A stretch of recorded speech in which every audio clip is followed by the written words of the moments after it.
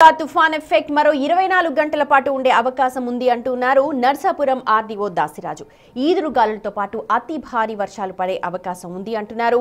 ప్రజలకు ఇబ్బందులు లేకుండా అన్ని ఏర్పాట్లు చేశాము అంటున్న నర్సాపురం ఆర్డీఓతో మా ప్రతినిధి శివసాగర్ మరిన్ని డీటెయిల్స్ అందిస్తారు. తుఫాను తీరాన్ని దాటింది. మరోపక్క నర్సాపురం తీర ప్రాంతం అంతా కూడా అర్ధరాత్రి నుండి భయాందోళనకు గురైన పరిస్థితి.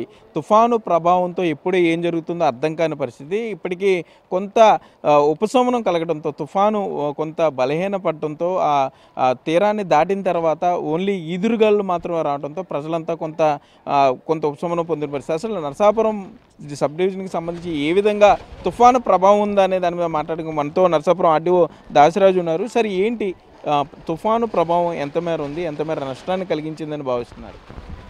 అంటే తుఫాను వల్ల కొంత ఈ యొక్క పంట నష్టం జరిగింది. అదేవిధంగా కొన్ని చోట్ల చెట్లు పడ్డాయి. ప్రాణ నష్టం అయితే ఏ విధమైన జరగలేదు. మనకి ఎప్పటికప్పుడు మనకి కలెక్టర్ గారు ఇచ్చే ఆదేశాల మేరకు పైనుంచి, అదేవిధంగా గౌరవ ముఖ్యమంత్రి గారు ఇచ్చే ఆదేశాల మేరకు ఇక్కడ పెద్ద ఎత్తున రిలీఫ్ క్యాంప్స్ ఏర్పాటు చేయడం జరిగింది. ముందే మాకు హెచ్చరికలు రావడం వలన మమ్మల్ని అప్రమత్తం చేయడం వల్ల ఒక ఎన్డీఆర్ఎఫ్ టీంని, అదేవిధంగా డిజాస్టర్ మేనేజ్మెంట్ సంబంధించినటువంటి టీమ్స్, ఇంకా మా యొక్క సిబ్బంది, అన్ని డిపార్ట్మెంట్లతో సమన్వయంతో ఏర్పాటు చేసిన సిబ్బంది, ఎవాక్యుయేషన్ టీమ్స్ వల్ల మేము నిన్నే మనకి తీరం నర్సాపురం దాకుతుందని తెలిసిన వెంటనే మొత్తం అందరిని కూడా అప్పటికే చాలా ప్రాంతాల్లో మనకు సురక్షిత ప్రాంతాలు తరలించడం జరిగింది. ఇంకా గ్రామంలో ఉన్నట్టు బీప్తిప్పు గ్రామంలో ఉన్నటువంటి వారిని కూడా హుటాహుటిన అందరం కూడా వెళ్ళి తరలించడం వల్ల మాకు నష్టం నివారించగలిగాము. అదేవిధంగా చెట్లు పడినాయి కానీ, లేకపోతే కొన్ని చోట్ల చెరువులు దెబ్బతినాయి అని చెప్తున్నారు.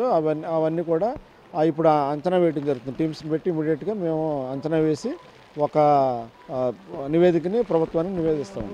సరే, ఏంటి సార్ ఈ మరో 24 గంటల పాటు ఇదే పరిస్థితి ఉండే అవకాశం ఉంటుందా?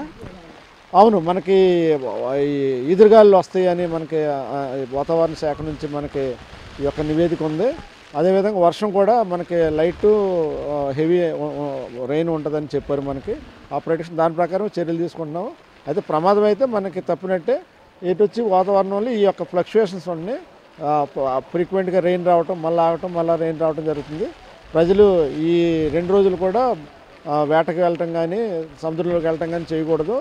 అదేవిధంగా ఇక్కడ ప్రజలు కూడా అప్రమత్తంగా ఉంటామని చెప్తున్నాం. సరే, సముద్రం ఏమైనా కోతకు గురైంది అంటున్నారు. తుఫాను తీవ్రతకి ఎంతవరకు వస్తుంది? సముద్రం ముందుకు వచ్చిందని చెప్తున్నారు. అంటే నిన్న ఈవినింగ్ ఈ ప్రమాదం అన్నప్పుడు కొద్దిగా మనకి తీరం దాటే సమయంలో సముద్రం కొద్దిగా ముందుకు రావటం వాస్తవమే. అది హై టైడ్ వల్ల చాలా ముందుకు వచ్చింది. ఇప్పుడు మళ్ళీ నార్మల్కి వచ్చింది. నిన్న కాసేపు 1 గంట సేపు మాత్రం చాలా తీవ్రంగా ఉంది. రాత్రి అర్ధరాత్రి వరకు కూడా కొనసాగింది అది. అయితే మొత్తం మీద మనం చూసుకుంటే భారీ నుండి అతి భారీ వర్షాలు కురిసే అవకాశం ఉందంటున్నారు. నర్సాపురానికి సంబంధించి జిల్లా కలెక్టర్ ప్రత్యేక దృష్టి పెట్టారు. జిల్లా కలెక్టర్ నాగరాణి ఆదేశాలతో ఇక్కడ నర్సాపురం తీర ప్రాంతం అంతా కూడా అప్రమత్తంగా ఉన్నాము.